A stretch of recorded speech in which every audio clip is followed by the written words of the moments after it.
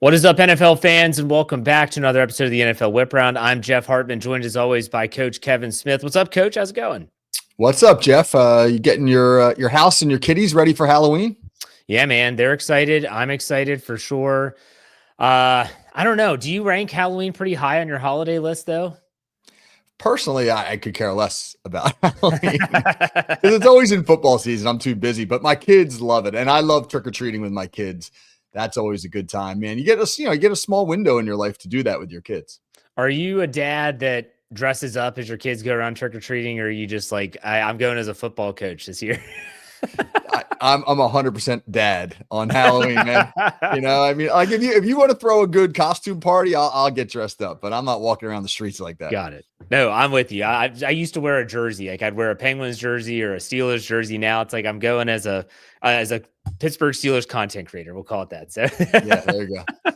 All right, let's talk about the NFL. Week 8 is in the books, and it's tough to gauge, Coach. It's really tough to gauge these teams. If you do like almost like a weekly stock report, teams are trending up, teams are trending down.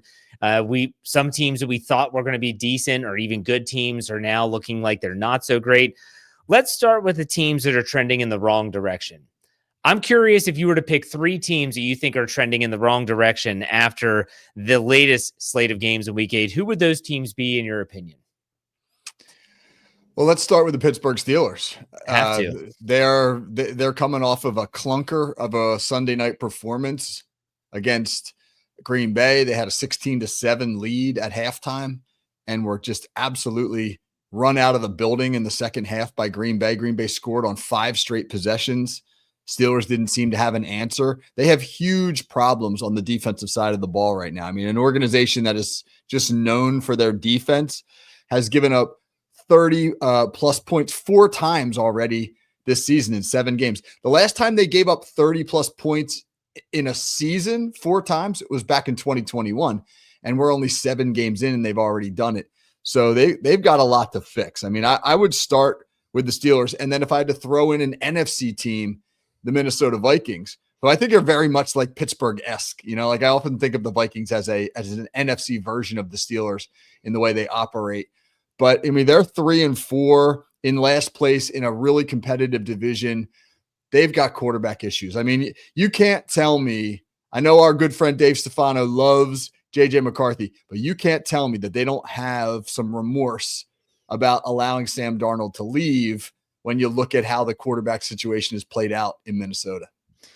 I'll throw one more in there and maybe even 2. I'm going to toss 2 at you. I think one's obvious. I'm going to go with the Cowboys. There was a time where the Cowboys had a glimmer. And I think they were, they had the tie in there with Green Bay, but ultimately the Cowboys were hanging around 3-1. They give up 44 points to Bo Nix and the Denver Broncos on Sunday. And you can just tell, like, very similar to what you laid out about the Steelers, their defense can't stop anyone. I mean, no one. Their offense is prolific. They scored 24 points on a very good Denver Broncos defense, and Dak Prescott had his issues on the day. But I'm going to say the Cowboys is one, and the other one I'm going to throw out at you is the 49ers.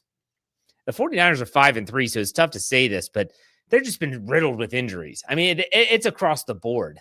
And they lose to the Houston Texans 26-15, and I feel like this lends itself to a larger discussion, but I don't feel like the 49ers are trending in the right direction either. What do you think about those 2 NFC teams? Cowboys are giving up 31.3 points per game. I don't care how good your offense is. I mean, this isn't the Big 12, man. You can't win like that. And obviously, San Francisco, the injuries have been significant, and it felt like Kyle Shanahan was doing it with smoke and mirrors for a little while. But when you get into the meat of the schedule and you start to play not just good teams, but also teams that have a lot to play for, like, San Francisco goes to Houston. Houston needs to win football games to keep pace with Indianapolis and Jacksonville, make up ground. It can't just keep pace, et cetera. So you're going to go up against motivated football teams. And, that defense is very good, and it exposed some of the weaknesses there for the 49ers. I think the 49ers, I mean, they're when you look at their upcoming schedule, they've got the Giants, the Rams, Arizona, Carolina, Cleveland, Tennessee. They've got a lot of layup games. I mean, again, the Rams game will be tough, but Giants, Arizona, Carolina, Cleveland, Tennessee. Boy, that's 5 winnable games out of the next 6. So if they're going to do anything, they have to take advantage of this really soft spot in their schedule. Agree, 100%. Let's go to the other side and let's talk about teams that are trending in the right direction. Maybe teams that were middle of the road, but now after a few weeks, we're saying this team might be a legitimate contender. Who would fall into that category for you? I think the Patriots just jump out. Yeah. I mean, they're 6-2. They're doing all the things you need to do to be a successful football team. They're playing good defense. They've got enough run game, to support an emerging star in Drake May, who seems to have really found his groove under Josh McDaniels as the offensive coordinator there. Most importantly, it feels like Mike Vrabel has fixed the culture, which under the previous head coach Jared Mayo appeared to be broken there. And the Bills are not playing. I mean, I know the Bills won big on Sunday against Carolina, but they're not playing great football. I mean, they've opened the door for New England to potentially win that division. And I think maybe a couple of weeks ago, the talk about New England winning the division would have been very premature, but it's not anymore. I want to talk a little bit about two teams that have been good and consistent, but just as of late, you're kind of like, okay, this team might be more than we thought. I think the Denver Broncos have to be in that discussion as one of the better teams in the AFC. Denver, obviously, we mentioned, scores 44 points. They're now 6-2. And when you look at Denver, I mean, I don't think they're going to go away. They've got a big game against the Texans, and they have the Raiders and Chiefs and Commanders. It's not an easy slate of games coming up for Denver, but what's your takeaway on that team? They are putting up points, which is something they didn't do last year with rookie Bo Nix at the helm. Yeah, Bo Nix playing great football, like Drake May, really coming into his own in his second year. When you look at the AFC standings right now, the teams with the 3 best records in the AFC: Indianapolis, New England, Denver. I mean, that is not what anybody really saw coming into the season. And the common denominator there is all 3 of them have seen significant jumps from their quarterbacks. May and Nix playing much better ball than they did a year ago. Daniel Jones playing out of his mind, best ball of his career. So those are 3 teams, and Denver obviously in that mix, and you couple them with their great defense, their pass rush, etc. That could all be legit. They could all 3 of those teams have a legit shot to win the AFC.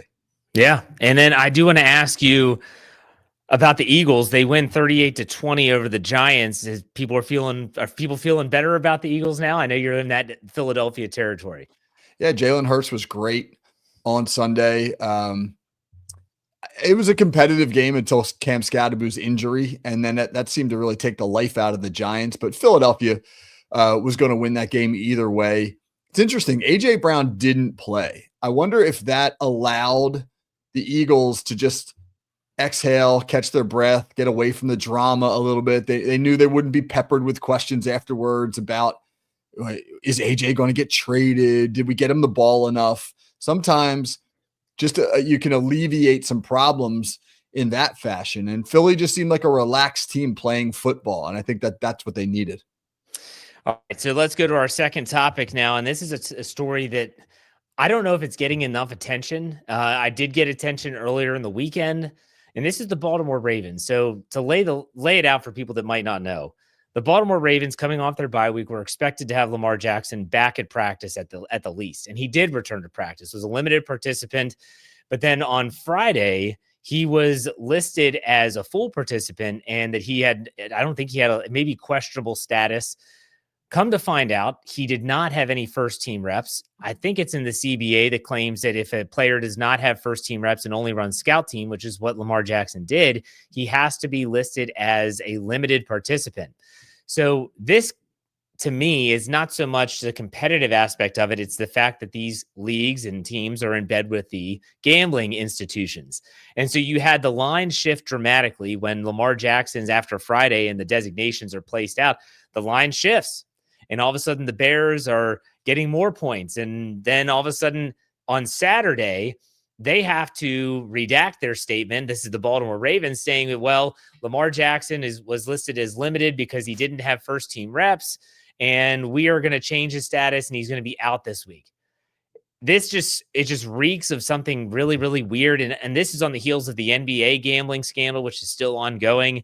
In the NFL, I think they have to come down on the Ravens at some point, whether it's a monetary fine, whether it's a loss of draft picks or anything like that. I don't know. But the Baltimore Ravens injury report story, Coach, what are your thoughts on that? It's one of those nuances that doesn't get a lot of attention, but coaches will try to gain an advantage by hiding a player's injury or waiting as long as they possibly can to reveal that person's status. The league has acted on teams for messing around with these rules in the past, and it wouldn't be surprising to see them take some kind of action on Baltimore. You mentioned the gambling.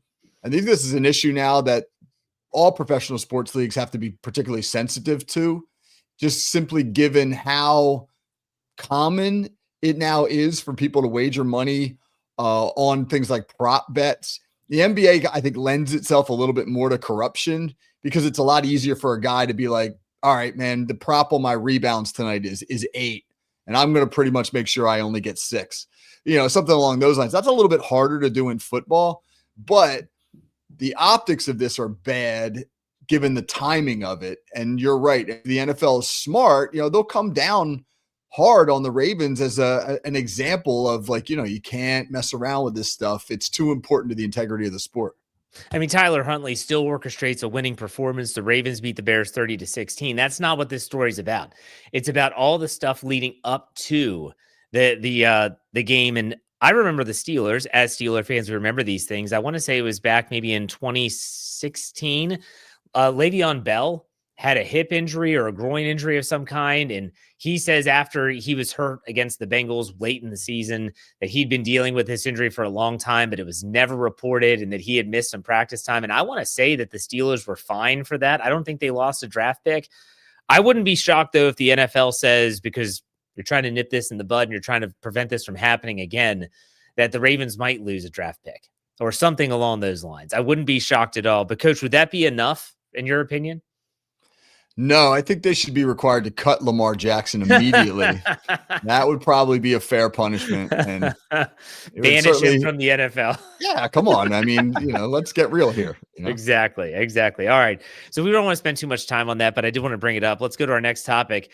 This was the weekend for hot seat coaches, and we've all talked about the names. There's 2 predominant coaches that we think are on the hot seat the most. 2 of those coaches get wins on the weekend. The Jets comeback win with Justin Fields at the helm for Aaron Glenn gives them their first win. So there's no winless teams anymore. So I don't know if that Detroit Lions team, do they pop champagne too when a team finally wins? I don't know. McDaniels down in Miami goes into Atlanta and beats the doors off of Kirk Cousins at the helm with the Falcons. And Brian Daboll loses, but we all felt his job was pretty safe. So those 3 coaches, those 3 games, Coach, what are your takeaway? First of all, good for Aaron Glenn, but good for Justin Fields. Absolutely. I mean, given that clown of an owner to call him out publicly the way Woody Johnson did last week. I mean, that's just, again, why did the Jets stink? Well, look no further than the dude who runs the organization. When you publicly come out and rip your starting quarterback, a guy who, by the way, you signed off on, you agreed to sign the check to pay him $40 million over the next 2 years. So it's not like you were, ignorant in all of this. To publicly bash him is just a classless move. And so Justin Fields to respond like that and rally his team, I thought just showed a lot of character on his part. The McDaniel story in Miami, that's surprising. I mean, they thumped Atlanta. And Now, granted, Atlanta's a team that's been up and down and certainly has its own issues, but Miami has shown no signs of putting on a performance like that, of just throttling a team. So that was surprising too. He certainly bought himself at least another week or two, but we shall see, because Miami could be right back, in the toilet next week. Woody Johnson, the innocent bystander in the contractual negotiations of the team he owns, is hysterical. But what about Daboll? I think his job is safe. I think that the fact that Jackson Dart has at least given this team some life, the Cam Scatterbo injury does really hurt. I mean, you could tell, like, I watched a good bit of that game because the Steelers didn't play till nighttime. And man, like it was like someone just let the air out. That was a very close game until that injury, which was gruesome. And they're he's going to miss the rest of the year. What's your take on Brian Daboll and the Giants? Yeah, it'd be interesting to see how the Giants respond, because by putting Scadaboo and Dart in the starting lineup, they injected life into that team. And their win 2 weeks ago over Philly was the biggest win that the Giants have had in a while now. I mean, they've been down for the better part of a decade. That was a huge win, and it just felt like, hey, they weren't ready to do that yet on a week in, week out basis, but they were going to be competitive. They were going to be fun. There was energy. There was enthusiasm. Scadaboo was developing almost like a cult-like, following amongst the fan base. And then for him to get hurt like that, I don't know if you saw it or not, man. Dislocated ankle. The foot is totally pointing in a direction it should not be pointing in. And immediately everybody on that team knows his season's over. And that was devastating. And they just couldn't pick up the pieces and get back in that game with Philly. Daboll's challenge now will be both to replace Scadaboo in terms of his on-field production, but more so, how do you replace the juice, the enthusiasm, the energy that he brought to the starting lineup? I mean, this will really challenge Brian Daboll's skills as a motivator. You still, to clarify, you still think his job is safe?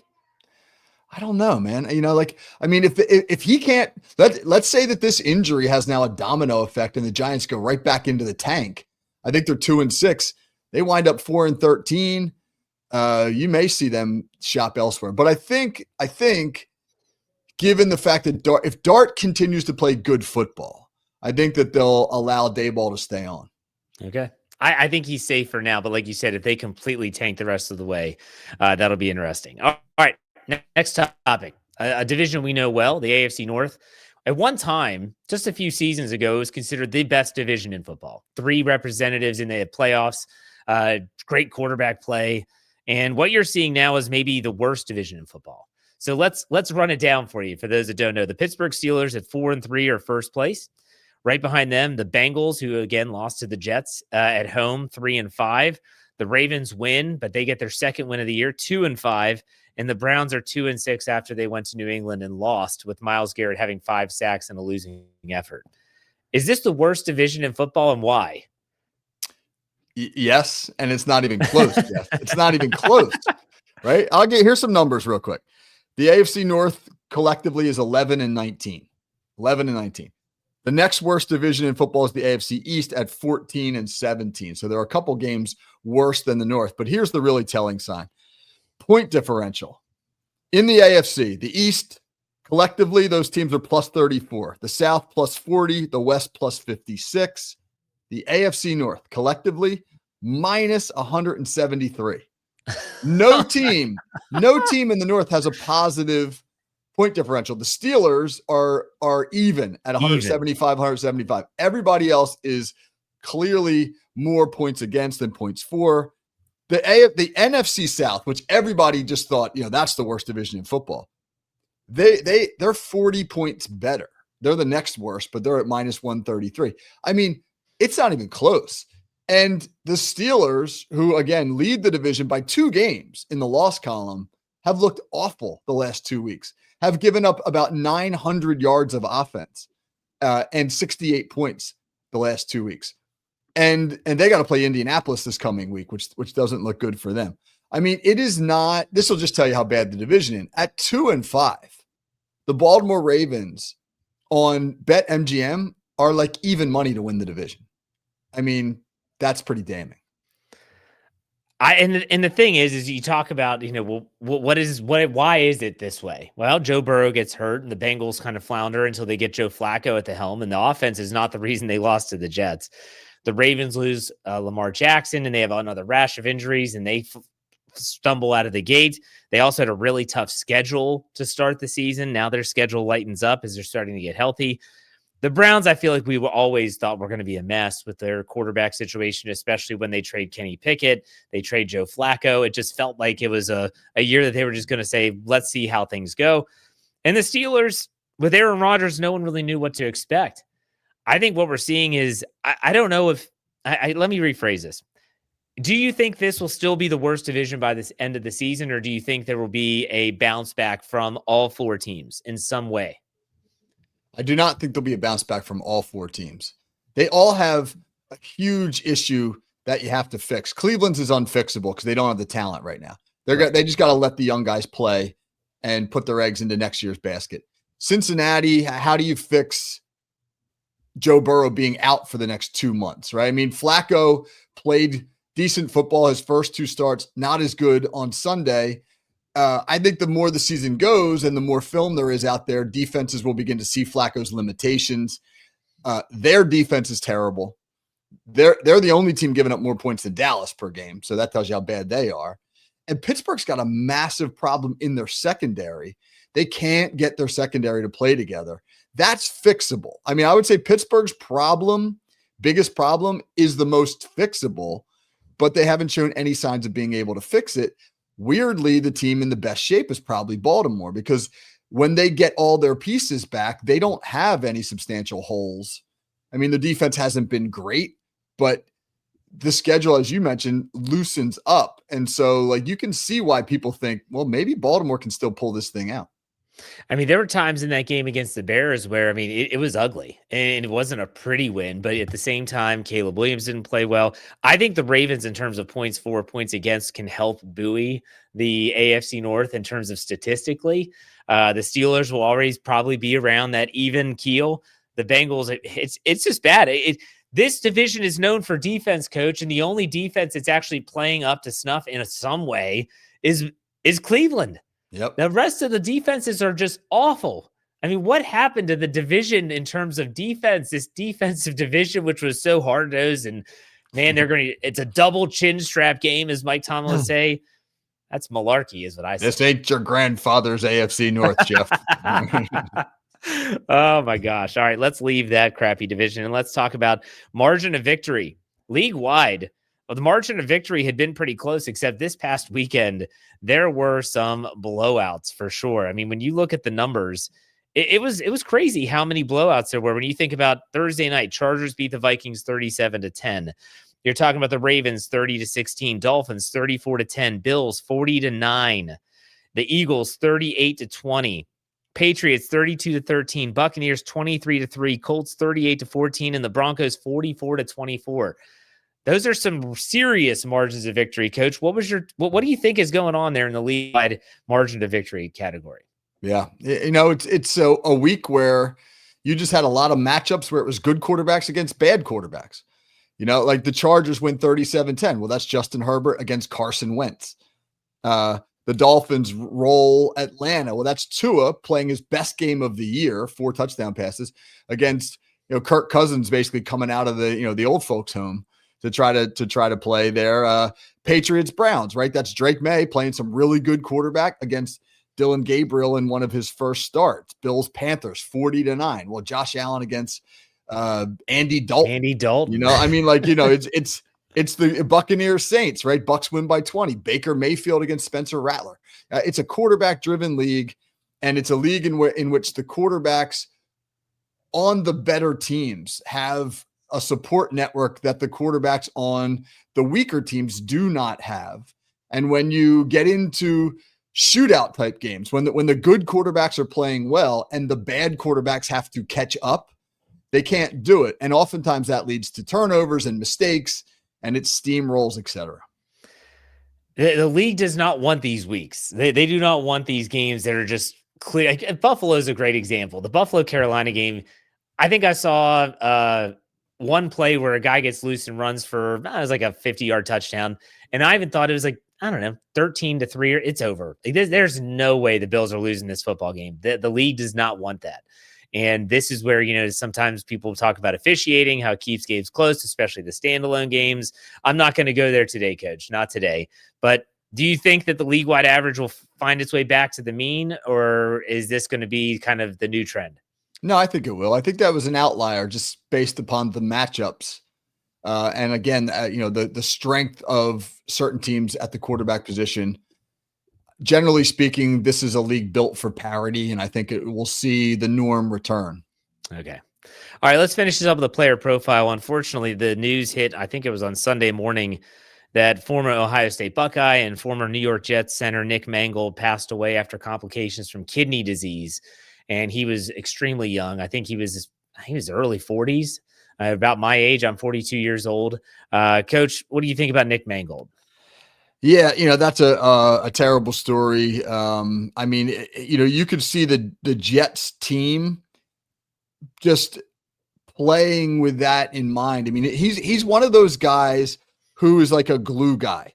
Like he every team has them. I mean, if you're the Philadelphia Eagles, like Fletcher Cox was that guy forever. If you were the Pittsburgh Steelers, they had guys like Brett Kiesel and Aaron Smith and Heath Miller who just did the grunt work.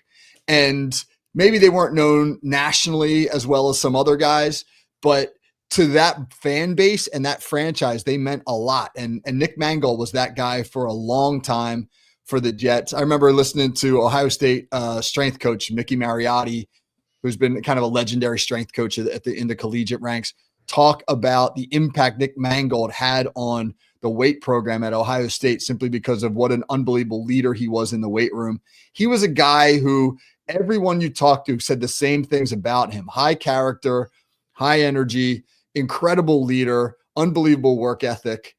There's just there should be a shrine dedicated to guys like that who don't get the press that maybe they should, but who mean so much to these teams. So that was a really awful thing to see him pass away at such a young age.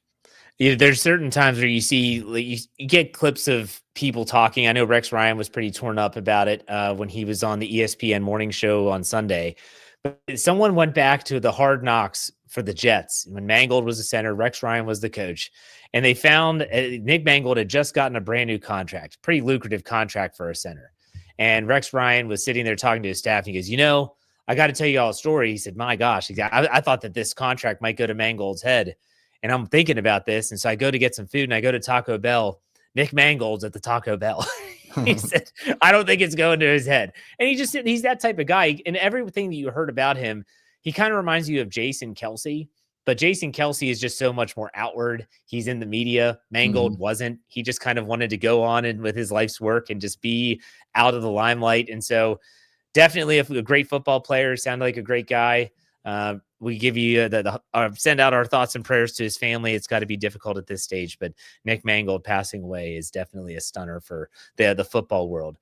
All right, Coach, tough to transition off of that, but what do you have coming up on your Call Sheet podcast, as well as what you're doing for Steel Curtain Network and all the other outlets?